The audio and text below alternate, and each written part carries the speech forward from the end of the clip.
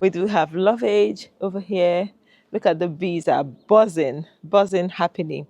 We also have some parsley, as you can see down here, some parsley and all the beautiful brassica flowers.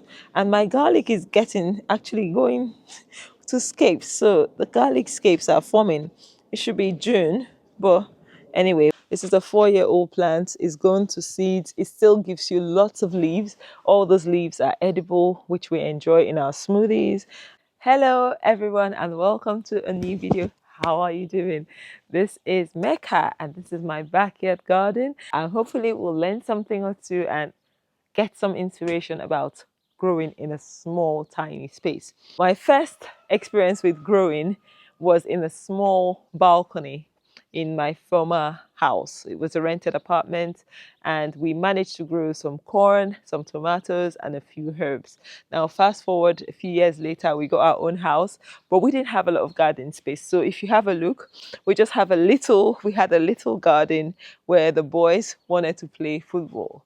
And we were thinking, how do we make the space work? Thankfully, the previous owners had these borders all across this back and also there, and so we could plant. However, on this side of the house, as you can see, we've got bindweed, and this is really from our neighbor's property. And bindweed, if you know anything about bindweed, is almost impossible to get rid of. So this is one annoying. Look where it's coming from. It's coming from across the way. So even when we get rid of ours, if it hasn't been gotten rid of from the other side, it will cross over, like you can see here.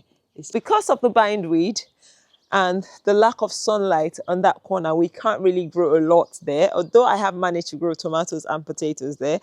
This has been our mainstay. And subsequently, I decided to get these beds. Now I have 2 beds on this side and 1 there. It's growing lots of strawberries and they are in flower. They're looking really well, and actually some fruits are forming. This bed here, I plant whatever I can put in, to be honest. And this here we have beautiful scarlet broad beans, which is looking so good. I've got a huge bit of wild rockets here, some onions and a few carrots that are from last year. Oh, and that's fennel as well. That's fennel. It's actually not carrot. I thought it was carrot, but it's fennel. That's interesting. Yeah, I thought they were all carrots. Definitely looks like fennel to me. So some self-seeded herbs here and there. Over on this side, oh, I need to stake these. Gosh, the slugs are having a feast. I stake this right away. So these peas should have been staked long, long ago. But once again, life has happened to them. So I'm just gonna do a quick stake, and how you can do this on the go when life is just busy. So it's really overgrown. This is my tomato bed and we have flowers already, which I'm so happy about. They don't look the healthiest. These ones out here have actually had to deal with the frosty nights, and they will pick up. They look healthier in the sense that they're bigger, but they have struggled with the cold. But yeah, this is my little backyard space, tiny space, growing all this. Like, how many plants do we have here? So many tomatoes. We've got garlic, we've got onions, we've got herbs, we've got rockets, we've got some broad beans, and then we've got some fruits. So here I have this black currant that are here, 2 different types of black currants. Then we'll go over to our herb corner and I'll talk to you about how you can actually grow lots of herbs in a small space and with really little or nothing. So this thyme here that looks like a massive bush is one from one little supermarket pot. Like you can see there, the supermarkets will sell them about £4 or £3 a pot, and you can multiply. I have thyme here, I have also thyme there. I have some coriander, self-seeded. Every year it will come back because the seeds have fallen here the year before.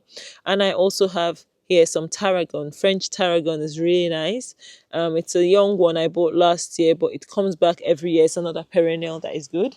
And then over here, this massive bush here is my oregano. Like, look at this oregano, guys.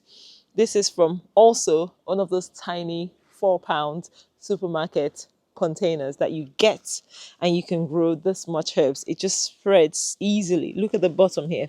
It spreads and spreads and spreads. Actually can be invasive. So you do need to contain it because it could be invasive. Another herb I have here is sage, and sage is in flower, and I love it because see the bees are having a nice feed here because they are in flower. So tiny space can give you so much food. You don't have to have a massive. I know some people don't have the luxury of a garden, and that is why I said my first growing space was just a little balcony. So you can grow in containers.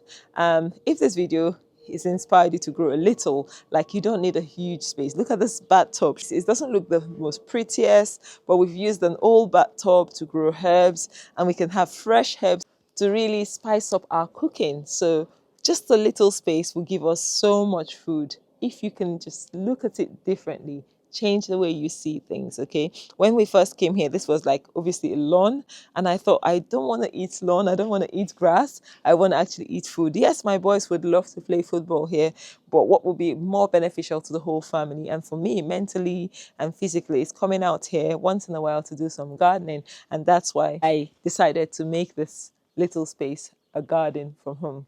So this is it. Yeah, so on this border now we can grow tomatoes. Once these brassicas are finished, I left the brassicas in because the bees are enjoying the flowers.